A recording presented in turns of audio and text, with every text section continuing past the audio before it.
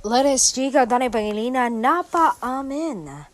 napaaming worth the wait talaga ang true love. Saan niya ilang taon na akong naging single.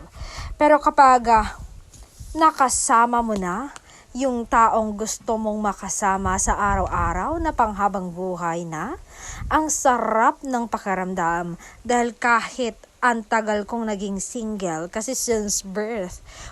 Pero worth it naman, worth the wait ang true love.